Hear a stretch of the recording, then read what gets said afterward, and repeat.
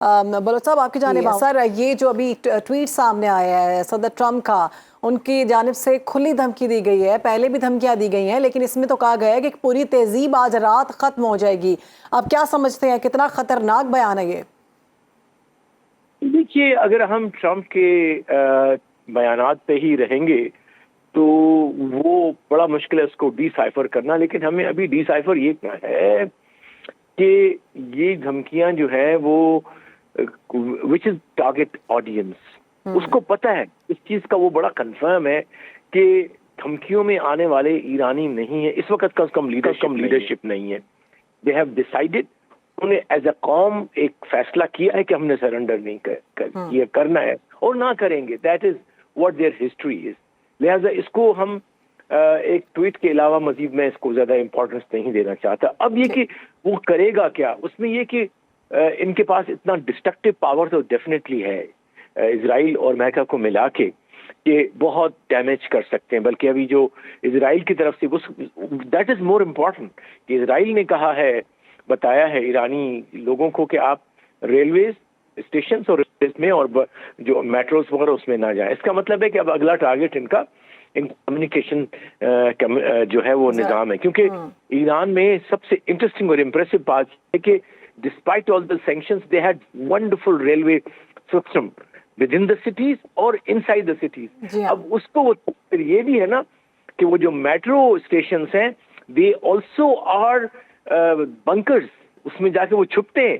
तो मुझे ये लगता है कि ये इसके पीछे ये है कि कोई भी ऐसी छुपने वाली जगह इनको मिले लोगों को, और लोग जो है वो डर के, खौफ के, डिसएंटेंड होके अपने जो उनके जो हुक्मरान हैं उनके खिलाफ हो जाए।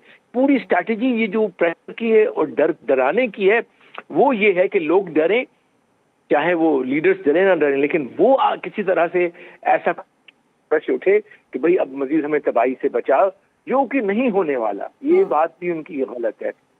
फॉर्चुनेटली इस ट्वीट को मैं सीरियसली लूँ, मतलब इतना भी नहीं कि नहीं ले सकते, लेकिन पूरी सिविलाइजेशन को ख़त्म करना, 7 साल से तातार भी आए, बहुत सारे उसमें जो है वो ईरान के ऊपर चढ़ाइयाँ की, 7000 साल पुरानी तहजीब तमद्दन को इस तरह से ख़त्म नहीं किया जा सकता।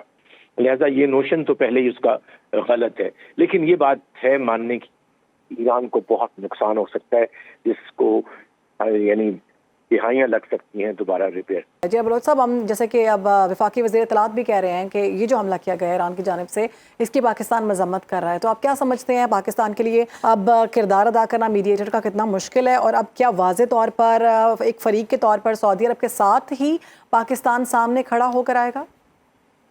देखिए, पाकिस्तान हमेशा फरीक रहा है उसूल का, पाकिस्तान हमेशा फरीक रहा है प्रिंसिपल्स का, अखलाकियात का, इंसानियत का। देखिए, I entirely agree with the information minister कि सऊदी अरब की इकोनॉमी को, सऊदी अरब के इंफ्रास्ट्रक्चर को, उसकी ओवरऑल सिक्योरिटी को कमज़ोर करने का मतलब है कि आप हरमैन शरीफैन की को वनरेबल कर रहे हैं। हमें भूलना नहीं चाहिए कि एक दफ़ा खवारिजीन आए थे जो उन्होंने कब्जा भी किया था अल्लाह के घर पे, और उसमें भी पाकिस्तान की अफवाज ने जाके उनको वहाँ था। तो वो तो इंशाल्लाह डिटर्मिनेशन हमारी है हमेशा से, मैं एज ए सिटीजन कह रहा हूँ, और मैं समझता हूँ हुकूमत का भी यही होगा स्टैंड।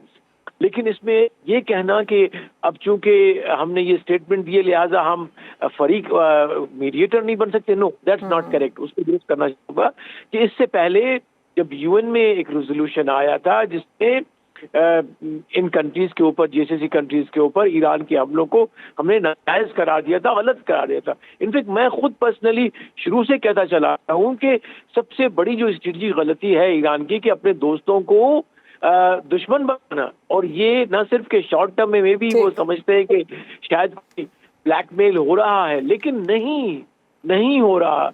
ये अपना ही खुद नुकसान करना इस तरह से है कि दायां हाथ बाएं बाजू को, बाएं हाथ को जख्मी करे या बायां हाथ। पाकिस्तान के लिए अब इस तमाम तरह मामले को लेकर आगे चलना देखना होगा कि पाकिस्तान इसको कैसे अदा करता है। बहुत शुक्रिया, हमारे गेस्ट हमारे साथ मौजूद थे